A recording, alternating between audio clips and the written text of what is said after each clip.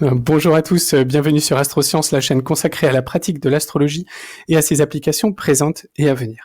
Dans la vidéo d'aujourd'hui, nous allons regarder ce que sont en train de nous tramer les planètes dans le ciel, car il est en train de se mettre en place quelque chose qui s'appelle une grande concentration planétaire, et cette concentration planétaire va intervenir en 2020. Donc il est important que dès à présent, eh bien, nous regardons comment cela va se faire et quels impacts est-ce que cela va avoir. Donc ça, ce sera une première partie de cette vidéo. Et puis dans une deuxième partie, eh bien, nous regarderons quel impact aura cette concentration planétaire sur le thème d'une personnalité bien connue, puisqu'il s'agit du thème d'Emmanuel Macron. Voilà, vous êtes prêts? Alors, c'est parti. Donc, première chose que je voulais vous montrer, c'est déjà, qu'est-ce que vous avez en face de vous? Vous avez ici au centre le thème d'Emmanuel Macron. Pour l'instant, on va le mettre de côté. C'est comme s'il n'existait pas. On garde uniquement les signes du zodiaque tels qu'ils sont. Et vous voyez qu'il y a donc ça, ce sont ses planètes personnelles. On verra tout à l'heure. Regardons plutôt maintenant cette deuxième couronne de planètes, vous voyez en vert ici, légèrement plus petite. Voilà. Alors ça, c'est la position actuelle des planètes dans le ciel, pour tout le monde. Si on lève le nez de nos smartphones, de nos tablettes, on va tous voir les planètes dans ces positions, c'est-à-dire Jupiter se trouve dans le signe du Sagittaire, Uranus et Mars sont côte à côte, Lune à la fin du Bélier, Uranus traîne encore un peu à la fin du signe du Bélier, Mars est déjà dans le signe du Taureau, etc. Donc ça, ce sont les positions planétaires actuelles. Nous sommes aujourd'hui le 14 février 2019, donc les planètes sont comme ceci dans le ciel. Et vous voyez que, vous savez plutôt que les planètes ont toutes des vitesses différentes de révolution. Donc par exemple, Mars ici est une planète plutôt, je vais prendre le crayon, Mars ici est une planète plutôt rapide, donc elle met 2 ans pour faire le tour du zodiaque. Bon, rapide manière de parler. Ici, vous avez Jupiter. Donc ça, c'est une planète qui va mettre 12 ans pour faire le tour du zodiaque, alors que Saturne, ici, va mettre 29 ans et demi. Et puis, vous avez Pluton, ici, qui est la planète la plus éloignée du Soleil, qui, elle, a une période de révolution de 250 ans. Donc, il lui faut 250 ans pour faire le tour du zodiaque. Alors, donc, comme elles vont à des vitesses différentes, si vous voulez, parfois, il y en a certaines qui vont doubler d'autres planètes, et inversement, des planètes qui vont se faire doubler par d'autres. Et puis parfois, il y a des embouteillages. Et là, dans le ciel, actuellement, pour l'instant, il n'y a rien. Mais il y a un embouteillage qui est en train de se préparer. Donc ça, c'est important que vous voyez ça. Il faut que vous soyez prévenus de ce qui va se passer. Donc, regardons un peu plus en détail. Là, on a une planète lente, c'est Pluton, 250 ans. Ici, on a une planète un peu plus rapide, 29 ans. Ici, on a une planète encore un peu plus rapide, 12 ans. Et ici, Mars, on l'a vu, c'est une planète beaucoup plus rapide qui met 2 ans. Donc, en fait, toutes ces planètes vont se rattraper les unes les autres. C'est-à-dire, Saturne va arriver sur Pluton, Jupiter va arriver sur Pluton, et Mars, elle aussi, va passer sur Pluton. Et donc, ça va créer une sorte d'embouteillage à la fin du signe du Capricorne, ici, vous voyez. Alors, je vous ai préparé une autre carte pour que vous voyez ça de plus près. Donc là, nous sommes en mars 2020, donc nous sommes l'année prochaine. Eh bien, voyez ce qui s'est passé. Pluton, eh bien, s'est fait doubler là légèrement par Saturne. Jupiter arrive sur Pluton, et Mars, qui était là, vous vous souvenez, Mars qui était à côté d'Uranus, il a fait déjà tout le tour et il est venu là. Alors que Jupiter était là, hop, et voilà. Et donc, du coup, eh bien, on a un amas planétaire, une concentration planétaire assez singulière, assez rare aussi, bien sûr, il faut le dire, qui va se mettre en place l'année prochaine, toute l'année prochaine en fait, en 2020, dans la fin du signe du Capricorne. Alors, j'ai fait un autre petit schéma ici, j'espère que vous allez bien voir, pour vous montrer un peu la chronologie de tout cela. On a une première conjonction ici, c'est Saturne qui va venir sur Pluton, Donc ça, nous sommes en mars 2020, en janvier 2020, pardon. Ensuite, on a un transit un peu plus long, enfin, disons qui va s'étaler sur plusieurs mois, c'est Pluton-Jupiter. Et enfin, eh bien, nous allons avoir ponctuellement, ici, Saturne sur Jupiter. Donc, on peut dire que de janvier 2020, bien sûr, on va le sentir avant. Hein, on le ressent presque déjà. En fait, on le ressent déjà. Mais le pic de la concentration va se faire entre janvier 2020 et décembre 2020. Donc facile à retenir. Finalement, toute l'année 2020 va être marquée par cette concentration planétaire, donc de 4 planètes, Pluton, Saturne, Jupiter et Mars, à la fin du signe du Capricorne. Voilà, bon, c'est un petit peu technique, mais on est à mi-chemin là entre l'astronomie et l'astrologie. Mais c'est important que vous puissiez bien voir ce qui va se passer. Et alors là, on en oublie une. On oublie Mars, parce que ici je ne l'ai pas représenté Mars. Mais Mars aussi va venir rejoindre cette petite cohorte de planètes et va passer donc sur la conjonction Jupiter-Pluton, donc au mois de mars. Donc nous serons ici, là. Voilà. Donc là, on peut rajouter Mars. Je ne sais pas si je peux le faire. Hop, voilà. Tac. Voilà. Ça, c'est Mars. Voilà. Donc je dirais que le pic de la concentration planétaire va être en mars 2020. Parce que là, à ce moment-là, on sera vraiment sur cette configuration. Exactement. Vous voyez ? C'est là où les 4 planètes seront les plus groupées. Voilà. Donc ça, c'est déjà important que vous compreniez cela, que vous puissiez surtout visualiser cela. Donc il va y avoir une sorte de montée en pression. Il y a dès à présent une sorte de montée en pression qui va culminer l'année prochaine. Alors ensuite, j'ai noté ici un petit plan, donc fin de cycle versus concentration. Alors j'avoue que... Ah oui, ça y est. Alors, oui, c'est ça que je voulais vous dire. Donc, pourquoi fin de cycle ? Parce que vous voyez que on voit souvent, en astrologie, on pense souvent, ah tiens, c'est une conjonction, donc c'est un début de cycle. C'est vrai. Conjonction, 2 planètes l'une sur l'autre, c'est un début de cycle. Mais juste avant, on est quand même sur une fin de cycle.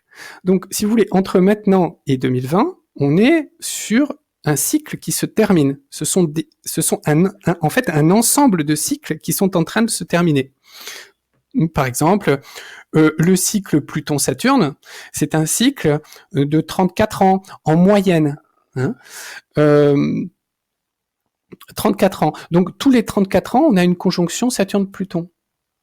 Le cycle Saturne-Jupiter ici, c'est un cycle de 20 ans. C'est tous les 20 ans que nous avons une conjonction Saturne-Jupiter. Donc, en fait, oui, des nouveaux cycles vont débuter après 2020, mais jusqu'à 2020, nous sommes sur des cycles qui sont en train de se terminer. Donc, nous sommes dans des fins de cycle. Or, tous les astrologues, j'espère que tout le monde sera d'accord avec ça, mais disons que la grande majorité des astrologues, nous sommes tous d'accord pour dire que les fins de cycle, ce sont des périodes difficiles. Que ce soit sur les cycles de lunaison progressée, moi ça je vois ça tous les jours en consultation, les fins de cycle, c'est difficile à vivre. Pourquoi ? Parce que, eh bien, on doit, y a des choses qui doivent partir, qui doivent faire de la place. Donc, soit on arrive à les accompagner en conscience et on s'en détache, soit bien c'est le ciel qui s'en charge à notre place, et c'est plus difficile. Donc ça, c'est les fins de cycle. Toujours se dire c'est compliqué. C'est des périodes troublées, difficiles à vivre. Donc ça, c'est la partie fin de cycle. Pourquoi la partie concentration maintenant ? Parce que vous voyez, en fait, ce premier cycle là, Pluton-Saturne, et donc qui qui se fait en Capricorne. Donc vous voyez que Saturne est dans son domicile en Capricorne. Donc Saturne est très forte dans le signe du Capricorne, hein, et elle va venir visiter, elle va passer sur Pluton. Alors, si vous voulez, Saturne, quelle est l'énergie de Saturne? L'énergie de Saturne, c'est une énergie de contraction. Hein. Voilà, ça c'est ce qu'il faut retenir. Dans la nature, vous savez, que ce soit les végétaux ou les enfants ou les sociétés, tout grandit selon des phases de poussée et de consolidation. Donc, un enfant, il n'a pas une croissance linéaire. Hein. Il a une croissance qui est une succession de phases de poussée et de consolidation. De même, les végétaux dans la nature, tout fonctionne comme ça. Donc, ces deux énergies, c'est Jupiter, la phase de croissance, de poussée, d'expansion, et une fois qu'on a grandi, eh bien, Saturne vient venir consolider tout ça, hein, fortifier. Donc, Saturne, c'est le principe de contraction. Alors, surtout dans le signe du Capricorne, on voit une condensation, c'est la dureté des matériaux. Il y a quelque chose qui se condense ici. Et de même, quand on regarde Pluton, vous savez, Pluton, c'est l'énergie de Pluton, c'est une énergie qui se, qui se focalise sur quelque chose. Hein, par exemple, Pluton, c'est par exemple, c'est le métro. Hein. Alors on dit, tiens, pourquoi vous lisez, Pluton, c'est ça, c'est métro. Enfin, pourquoi c'est le métro? Parce que le métro, c'est un tunnel. Vous voyez? Et donc, on a comme si on réduisait son champ de vision à un faisceau très étroit. Voilà. Et donc, il y a une concentration de l'énergie, ou d'un pouvoir, ou de la vision. Vous voyez? C'est la même chose. Donc, on va concentrer tout ça dans un champ très restreint, très réduit. Et du coup, c'est très puissant, puisque ça a un champ très réduit. Vous voyez? Donc pareil pour ce qui est du laser par exemple, vous voyez, la lumière a tendance à se diffuser partout. Bon, quand on le concentre quelque part, on est dans Pluton.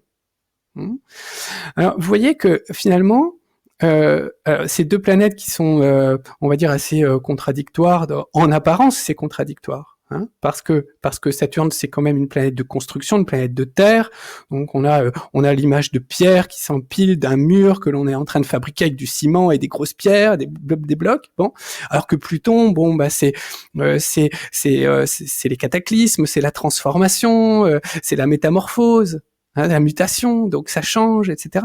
Oui, mais dans une conjonction, on va essayer tout ça et mélanger. Donc oui, il y a des différences, mais il y a aussi des affinités.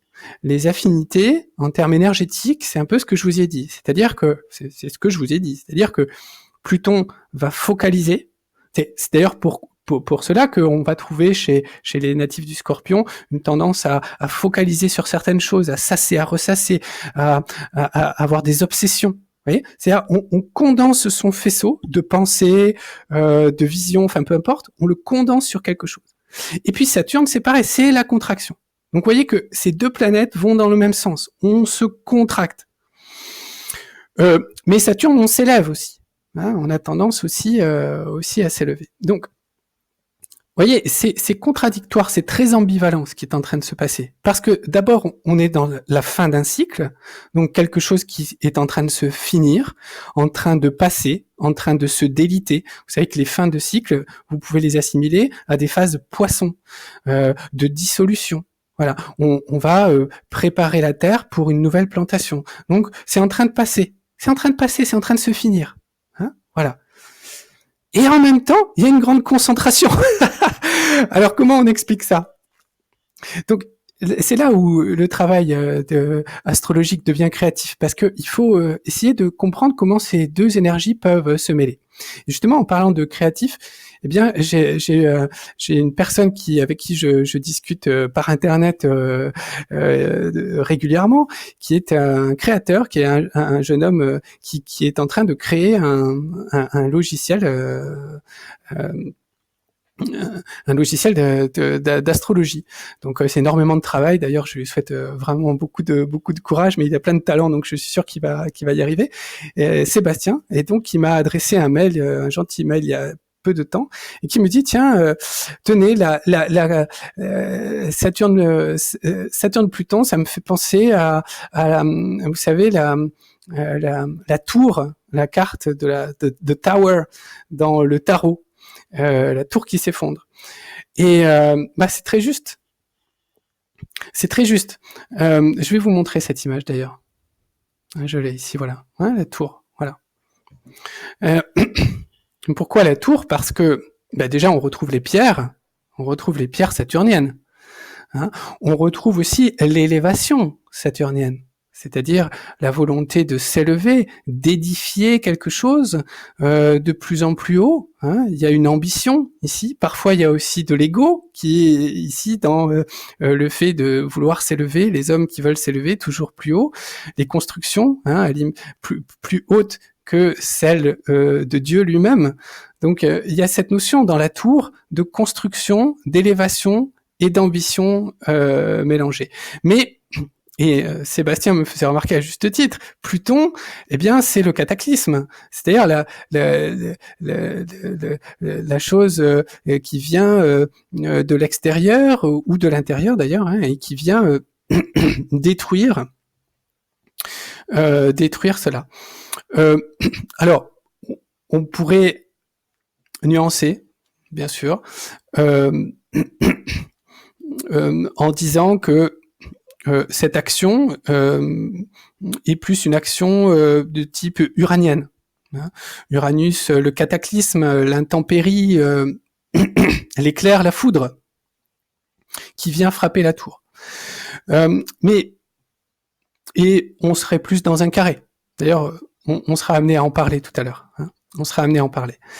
Mais dans l'idée, il y a quelque chose. Hein, c'est assez juste en fait, ça, hein, cette tour. Donc vous voyez que comment est-ce qu'on peut maintenant donc mélanger, puisque en astrologie il s'agit de mélanger des éléments. Comment est-ce qu'on peut mélanger à la fois une fin de cycle et à la fois cette impression de concentration, de condensation de quelque chose ? Eh bien, oui.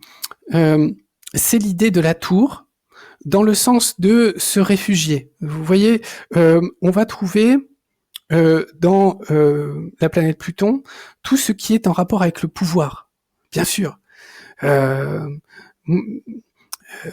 Pluton, c'est l'exercice du pouvoir, l'utilisation du pouvoir, et souvent un pouvoir qui est condensé.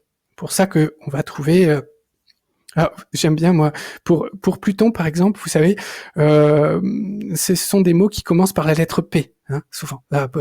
Donc le pouvoir, la politique, la prolifération, le pétrole, la pollution, vous voyez, tout ça est en rapport avec Pluton. Mais le maître mot, c'est quand même l'utilisation d'un certain pouvoir. De même, chez Saturne, on va trouver le besoin de contrôler, de maîtriser les choses. Il y a cette notion de sévérité, d'autorité, de rigidité, comme une tour en pierre peut être rigide. Vous voyez ? Donc, quand on voit cette conjonction, là, qui arrive, hein, de Saturne-Pluton, eh bien, on voit que il y a un pouvoir qui se concentre. Et pourquoi il se concentre ? Eh bien, parce qu'il est en fin de cycle.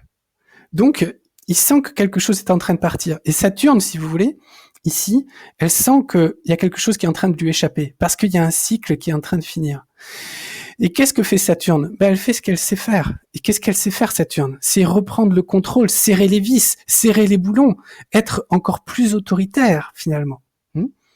De même que Pluton, lui aussi, va commencer à mettre des œillères, va restreindre son action, mais la rendre très très efficace dans un champ très restreint. Donc, c'est quelque chose qui peut potentiellement être assez violent ici. Hein. Donc, je dirais que face à une fin de cycle, quelque chose qui est en train de passer, en train de fuir, en train de s'échapper, on a au contraire Saturne et Pluton qui ne font que ce qu'elles savent faire, c'est-à-dire durcir leur position. Et pour reprendre l'image de la tour, je dirais que c'est plus qu'une tour, c'est une sorte de donjon. Le donjon, vous savez, c'est les assaillants arrivent, oh là là, les créneaux sont dépassés, les défenses tombent les unes après les autres. Bon, on se réfugie dans le donjon. On se réfugie dans le donjon, et même une fois à l'intérieur du donjon, on va pas rester au rez-de-chaussée, on va monter. On va se réfugier au sommet de la tour. La tour qui est le dernier refuge. Et là, on va serrer les vis. Hein, c'est le principe de cette condensation en fin de cycle. Donc pour moi, je vois, si vous voulez, à l'échelle de l'humanité, déjà la fin d'un système, je dirais mondial en fait, hein, parce qu'il faut appeler les choses par leur nom. C'est ce qui s'est mis en place au cours de ces dernières décennies. Il y a quand même un système supranational financier qui s'est mis en place, qui est tenu donc ce pouvoir est contrôlé justement par un nombre très restreint de personnes. Donc on a cette condensation du pouvoir entre les mains finalement d'une minorité. Et ben ça c'est en train de passer. Voilà. C'est en train de passer. Et donc, comment réagissent ces personnes qui sont les détentrices d'un pouvoir, de certains intérêts? Eh bien, certainement par le fait de se réfugier dans leur donjon. Hein, le dernier bastion, qui est un bastion d'autorité, je dirais presque d'autoritarisme, parce que, encore une fois, c'est pas de la faute de Saturne et de Pluton. Elles ne savent faire que ça par rapport à ce type d'événement. Donc, elles réagissent avec leur propre nature. Alors ça va être largement amplifié par la venue ici de Jupiter. Vous savez que Jupiter en transit, c'est une planète qui va intensifier tout ce qu'elle touche. Donc si c'est bien, ça va être super bien, et si c'est si c'est négatif, ça va être franchement négatif, très difficile. Hein. Donc ici, il faut voir Jupiter. Moi, j'ai commis quand même au début dans mes consultations pas mal d'erreurs avec Jupiter en le voyant plus bénéfique qu'il n'est. Vous savez, Jupiter, le mieux c'est de voir son principe d'amplification. Hein. Avec ça, vous trompez pas. Donc Jupiter va venir amplifier, comme si, vous voyez, ça c'est un ballon, et Jupiter va venir souffler dans le ballon pour le faire grossir. Qu'est-ce qui nous manque? Il nous manque l'épingle. L'épingle, c'est Mars. Hein. Vous savez que Mars est là, actuellement, mais bientôt, eh bien, elle sera ici. Donc Mars ici, c'est l'épingle qui va venir mettre le feu aux poudres, ou qui va venir percer le ballon, en fait. Mars ici, dans ce contexte saturnien, plutonien, dans le Capricorne, va venir exalter en Capricorne. Mars va venir donner une certaine violence. C'est les manifestations du pouvoir plutonien, hein, Mars. C'est-à-dire que Pluton va trouver ici un allié au travers de Mars pour exercer son pouvoir, certainement un pouvoir un peu coercitif, en tout cas très autoritaire et probablement violent, malheureusement. Avec l'appui de la loi, hein, Jupiter ici. C'est-à-dire que Jupiter se met dans un premier temps au service du pouvoir et d'une autorité, Saturne, et d'un pouvoir, donc Pluton, et va légitimer l'usage de la force, Mars. Qu'est-ce qui se passe? On est face à un système qui est en train de mourir et qui s'accroche mordicus à ce qu'il peut, à ce qu'il sait faire, et donc qui se réfugie dans son donjon et qui distribue les ordres à partir de ce donjon. J'aimerais voir les choses autrement, mais force est de constater que c'est ce que semble indiquer ces énergies qui se mélangent toutes en 2020 dans cette dernière partie du signe du Capricorne. C'est pour ça que j'ai noté ici le glaive, la tour, donc on est passé au donjon, et le glaive, bien sûr, c'est Mars, Mars légitimé par Jupiter. Alors ensuite, il y a un moment de bascule, et suivi d'un moment de dispersion.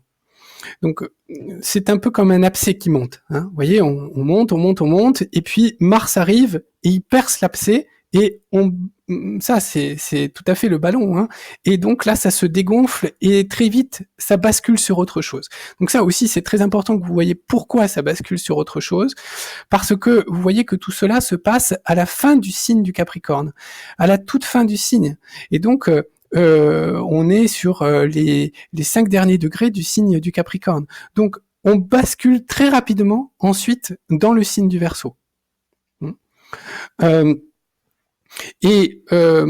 là, il y a un changement radical. Vous voyez, si par exemple cette concentration avait eu lieu au début du signe du Capricorne, bon, ben, il y aurait eu des suites un peu, ça aurait duré plus de temps, etc. Là, c'est pas ça. Là, ça se concentre, comme si, vous savez, comme quand on doit sauter du haut des 5 mètres à la piscine, et puis que le premier, il a peur, il veut pas, donc il bloque toute la suite. Bah, c'est un peu ce qui se passe, vous voyez. Sauf que quand Mars arrive, bah, il pousse les 4 premiers et ils tombent tous dans l'eau. Bah, c'est un peu cette image qu'il faut retenir ici. Ça, c'est le plongeoir, et derrière, bah, on a le grand bain avec l'eau ici représentée par les ondes du Verseau. Donc, on plonge dans autre chose. On bascule dans autre chose. Il y a un changement énergétique, parce que, vous voyez, toutes ces planètes en Capricorne, pouf, d'un coup, elles basculent dans le signe du Verseau. Ça change complètement. Alors, et donc d'ailleurs, je vais reprendre, ici. Non, je vais vous montrer d'ailleurs ce que ça donne. Vous voyez que derrière, donc vous vous souvenez, là, c'était le... Attendez, je vais baisser un peu mon image. Voilà, on a les dates, on a ici, donc, la fin d'année 2020, ici, dernier passage, donc c'est Saturne-Jupiter. Et vous voyez que derrière, on a un autre transit qui se met en place, c'est un carré, et c'est le carré de Uranus-Saturne. Alors ça, Uranus-Saturne, ça parle tout seul. Ça, Uranus-Saturne, Sébastien, si tu m'écoutes, c'est la tour. C'est la tour qui s'effondre. Donc la tour qui s'effondre, c'est pas tant Pluton sur Saturne, ça c'est la préparation, c'est la montée dans le donjon, mais la tour qui s'effondre, c'est Uranus carré Saturne. Et ça arrive tout de suite après. C'est-à-dire, ça arrive à partir du mois de février. Il faut que vous voyez ça sur la carte, parce que ce sera beaucoup plus parlant. Donc, vous vous souvenez, on avait cette conjonction, cette concentration planétaire fin Capricorne. Regardez, ici, je suis donc au mois de février 2021. Donc, je suis 1 an après. Complètement différent. Et regardez les positions planétaires. Jupiter, Saturne, quasiment au même endroit dans le signe du Verseau. Donc ça a basculé. Mars se trouve ici. Et on a également ici une concentration planétaire de planètes au début du signe du Taureau. Et donc ici, on a bien un carré. Voilà. Donc on a bien un carré entre Uranus, Lune Noire, Mars et Saturne-Jupiter. L'important dans ce carré, c'est surtout Uranus carré Saturne. Voilà, ça c'est l'effondrement de la tour. Donc oui, Sébastien, tu avais bien raison, c'est tout à fait ça. Et là, ça c'est maintenant, c'est la deuxième phase, c'est Uranus carré Saturne. Donc vous voyez que ce qui était sous le contrôle saturnien précédemment, on tenait les choses par Pluton, par Saturne surtout, qui maintenait tout ça en ordre par beaucoup d'autorité. Là, il peut plus le faire. Pourquoi ? Parce que tout a basculé dans le signe du Verseau. Et la planète du Verseau, c'est Uranus. Donc Uranus, elle est pas dans son domicile, là, elle est pas chez elle, mais elle regarde quand même qui vient chez elle pendant qu'elle est absente.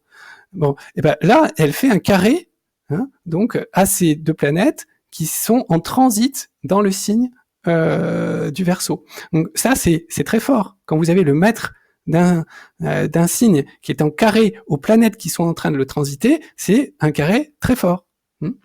Donc ça, c'est, si vous voulez, l'indication. Il y a deux indications, le fait que ça bascule en Verseau et le fait que ce soit très rapidement Saturne en carré à Uranus, qui montre que vraiment il y a un phénomène de bascule où on a avant et après, si vous voulez, 2020. Donc les choses vont considérablement changer. Donc ce qu'on peut dire, c'est que la fin du cycle officiel, c'est 2020, et que déjà en 2021, on est dans un nouveau et dans un nouvel équilibre certainement politique international. C'est-à-dire que les instances, les institutions politiques, gouvernementales qui tenaient encore les choses en 2020 sont balayées par le basculement dans le signe du Verseau. Alors, qu'est-ce que ça signifie concrètement ? Vraiment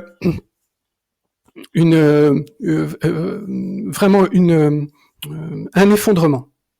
Un effondrement peut être un effondrement d'un système. Voilà, ça c'est ce qu'il faut retenir. Donc après qui se décline sous différents domaines, un effondrement d'un système politique, l'effondrement d'un système étatique, au sens des institutions d'un État, par exemple d'une république, la 5e République, voilà, là ça s'effondre. D'un système économique aussi, c'est-à-dire le capitalisme mondialisé tel qu'il est aujourd'hui et tel qu'il est finalement depuis 2020 à peu près, avec l'euro, tout ça. Alors oui, pourquoi aussi ? Parce que vous voyez ce couple-là, Jupiter-Saturne, traditionnellement, si vous voulez, dans la littérature de l'astrologie mondiale, c'est le cycle qui correspond à la construction de l'Europe. Donc la dernière conjonction, c'est la conjonction marquante, c'était 1981. Vraiment, c'est une étape importante dans la construction européenne. Et après tous les carrés, donc tous les 5 ans, si vous voulez, 86, c'est l'acte unique européen. 92, c'est le traité de Maastricht. Ouais, là, on est dans l'opposition. En 97, c'est Amsterdam. En 2001, c'est le traité de Nice. Vous voyez, en 2001, pareil, c'est le début de l'euro, de la monnaie. Donc, il y a beaucoup de choses. Quand par exemple, il y a des auteurs comme Barbeau, comme Luc Biget qui en ont parlé, mais surtout Barbeau pour ce cycle-là, de Jupiter-Saturne. Vraiment, c'est le cycle de l'Europe. Donc, on voit aussi que il y a toute une phase de la construction européenne qui aussi arrive en fin de cycle. Alors, bien sûr, on peut dire, voilà, oui, mais bien sûr, c'est un nouveau cycle aussi qui débute. C'est un nouveau cycle, mais il y a tout un cycle de 20 ans, donc qui a commencé en 2000, qui se termine. Qu'est-ce qui a commencé en 2000 ? L'euro, tous les comment dire,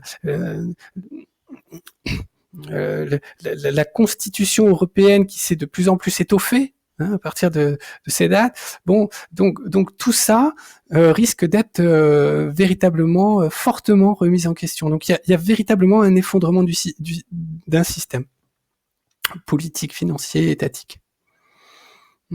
Alors, donc ça c'est important. C'est sûr que c'est pas rien.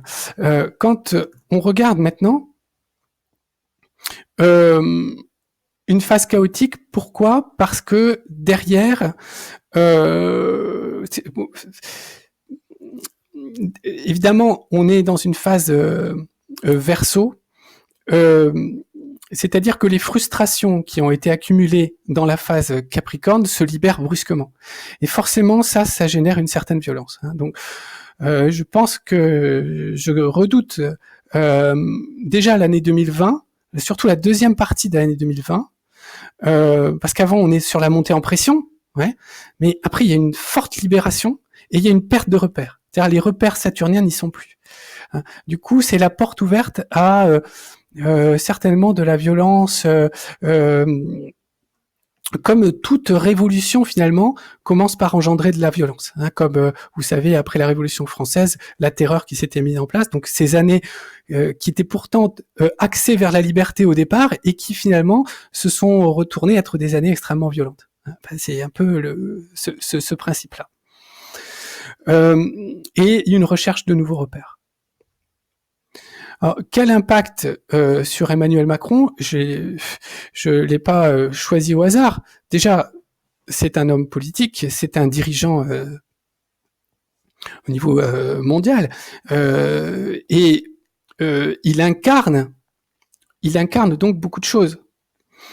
Eh bien, son thème va être fortement impacté par cette concentration planétaire. Donc ça c'est évident quand on se souvient que son ascendant eh bien se trouve ici, vous voyez qu'il est en 26 degrés donc du signe du Capricorne et que cette concentration planétaire va avoir lieu pratiquement sur son ascendant. Donc qu'est-ce que ça veut dire? Ça veut dire qu'il va être un acteur et non pas un simple spectateur de cette concentration planétaire et des réactions qui vont avoir lieu dans les différents états. Donc il va, en quelque sorte, il va concrétiser, il va synthétiser dans sa personne et dans son comportement ce qui est en train de se passer dans le ciel, en général.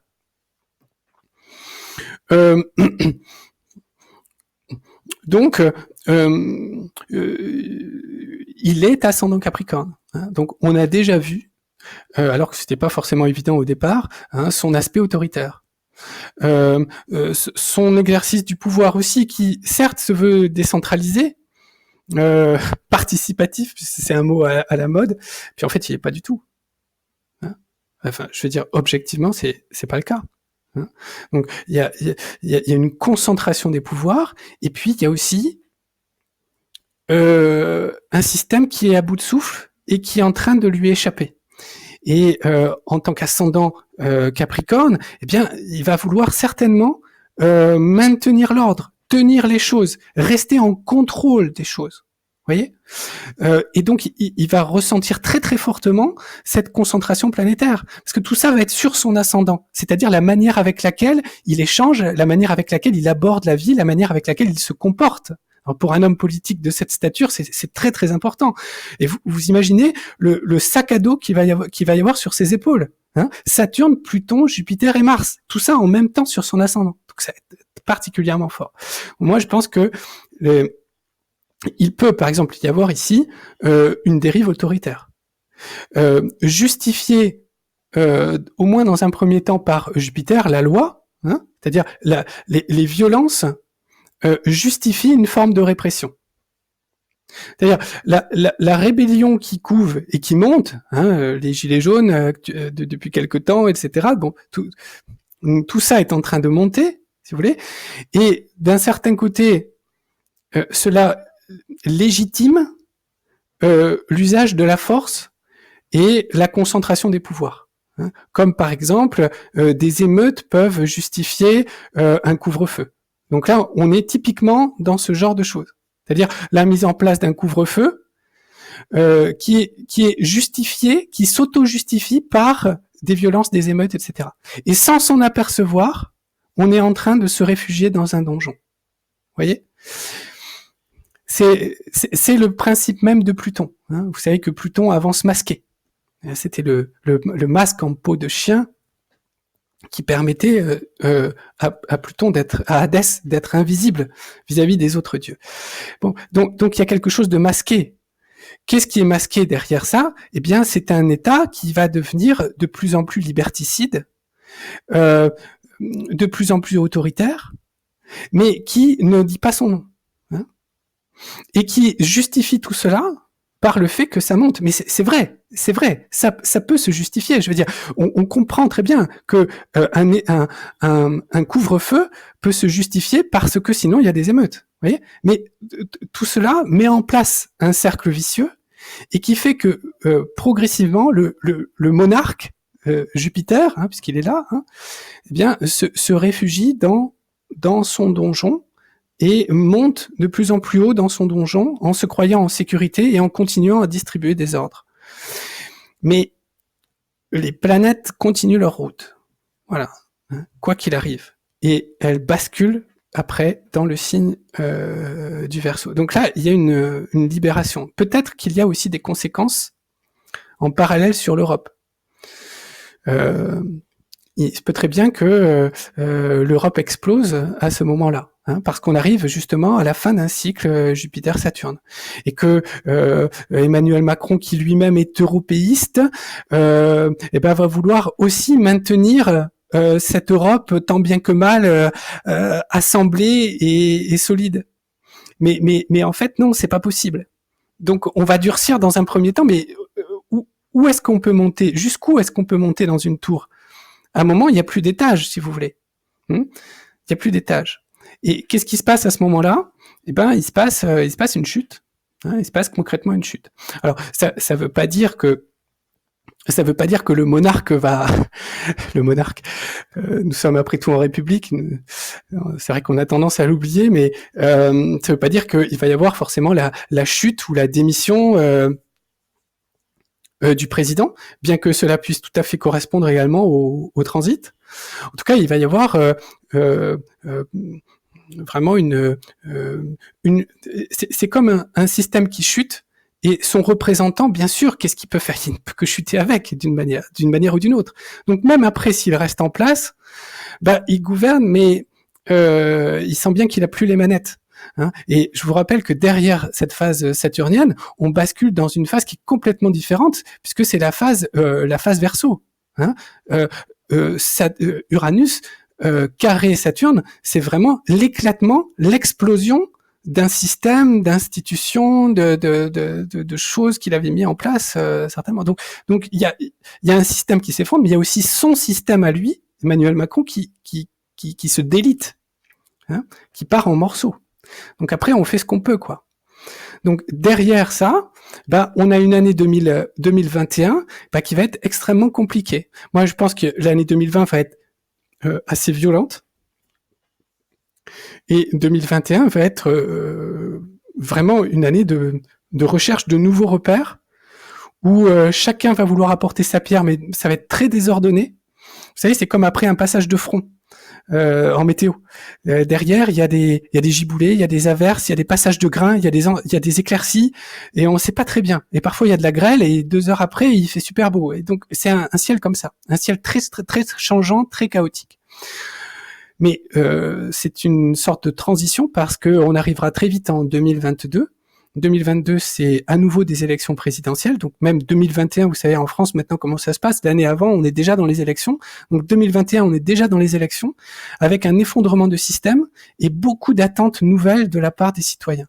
Alors vers quoi est-ce que cela va se tourner? Ça, il faudra revoir les transits pour après, justement, 2021. Nous n'en sommes pas là. Hein. Nous sommes encore dans cette phase de l'abcès qui monte avant de d'être crevé, je dirais, en deuxième partie d'année 2020. Alors voilà ce que je voulais vous montrer. Encore une fois, nous avons finalement un président qui est très exposé, hein, par rapport au transit. Je vous rappelle que en 2018 là, donc il y avait beaucoup de choses qui, justement, ces planètes qui passaient sur son soleil, qui réactivaient beaucoup de choses. Là maintenant, c'est sur son ascendant. Hein. Donc oui, une année décisive qui arrive au niveau mondial, mais aussi particulièrement pour la France, représentée par son président. Voilà ce que je voulais vous montrer dans cette vidéo un peu longue. J'en suis désolé, j'essaie de faire le plus vite possible, mais c'est pas toujours évident. J'espère que cela vous aura intéressé, que cela vous aura plu. N'hésitez pas à vous abonner à la chaîne. Visitez également mon site, donc qui s'affiche ici. Donc vous y trouverez des liens vers mes consultations, mais aussi vers mes formations en ligne, qui se sont d'ailleurs étoffées récemment. Voilà, je vous remercie de votre attention et je vous dis à bientôt dans une prochaine vidéo sur Astrosciences. Merci.